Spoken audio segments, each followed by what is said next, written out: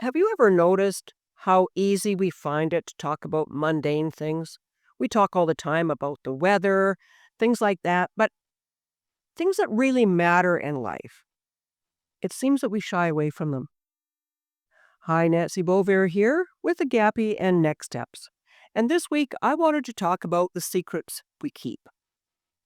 For most of us, avoiding talking about those things isn't about neglect. It's not about trying to keep secrets. It's more about the discomfort that we feel. We don't want to make other people feel uncomfortable. We don't feel comfortable ourselves. Let's face it, our society tends to shy away from the discussions about death, about dying, and the planning that goes ahead of it. And really, that creates a real void in our ability to communicate. It creates a real void in our ability to face these things and to be able to create a legacy that is one that is not filled with guilt, that is not filled with secrets, but a legacy that has been open and communicative. And friends and family understand everybody's point of view, where they came from. We just simply don't like to talk about dying. Even when we are in the last days of our lives, so many people are still in denial. I know there's all those specialists out there that they talk about those stages of grief when you receive a diagnosis, a medical diagnosis. And certainly denial is in there. And while I'm not suggesting you just throw your hands up and say, well, that's it, I'm dying, I am suggesting that working through those stages and facing our mortality is really about freeing us up to truly live. If we can talk about the realities of our existence on Earth and face the fact that we live, we die, and our legacy lives on, and approach that with a more positive attitude, live our lives to the best that we can while we are alive, leave that legacy behind that we want to leave, about what kind of a person were we, what was our mark on the world, what lessons did we teach, did we mentor anybody, did we help anybody? Of course, we all make mistakes and we all do things that sometimes we wish we didn't do. None of us are perfect as human beings, but the legacy encompasses the whole person. And when your good outweighs your bad, it's not about a religious take on if you're going to go to heaven or hell. It's a matter of how you will be remembered. Keeping these secrets and avoiding these conversations not only just stifles the strength of your legacy, but it doesn't prepare your loved ones, your heirs, your beneficiaries for what comes after you go. And not being afraid of these conversations can be so enlightening. It can be so freeing. We seem to be able to talk about business, different aspects of our life. We're able to compartmentalize and we're able to put them in the box, and we can talk about things. We can talk about things that happened that were unpleasant at work. We can talk about being fired from a job. We can talk about those kinds of things.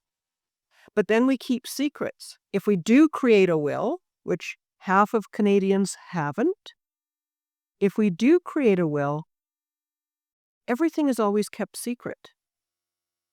If we do name an executor, often that executor doesn't find out until after the person has died.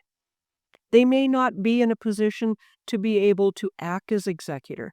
They may not have the strengths that it takes to be an executor. It takes a lot of diligence, it takes a lot of patience, and it takes a lot of attention to detail to be the executor of somebody's estate. And if you're somebody who doesn't have that attention to detail, or you absolutely hate doing it, wouldn't it have been better to have known and been able to tell the testator that you did not want to take on that responsibility? Instead, of course, you have the right to refuse to act. But if they haven't named an alternate who's willing to step up, then that person dies intestate. And that leaves everything in a big mess. Then the courts have to step in. Family members have to petition the courts to be able to be named as administrator. It gets costly, is time-consuming, and it creates a lot of chaos that didn't need to happen. Having these conversations is important. The same with a personal directive, a personal medical directive. These are hard conversations to have. But if you were in a life-threatening accident today and you were hooked up to tubes in a hospital bed, and the doctors saw that there was very little chance of recovery, would your family know what your wishes are? Would you want to have them pull the plug? Did you want to donate organs? What did you want them to do? What about your funeral? Do you want a funeral, or would you rather have a memorial? Or would you rather have nothing? Do you want to be cremated? Pre-planning for your funeral is also something that can help ease the burden at the time that you do pass away. But again, people don't want to talk about these things. They don't want to keep these secrets, but we just do. There is a bit of science that is out there now that is showing that it's not simply a matter of procrastination. We seem to be hardwired to not want to talk about things like death. We can change that by observing other cultures and how they celebrate death. That can help us open the door to better communication. Celebrating death doesn't mean that you're glad the person is gone.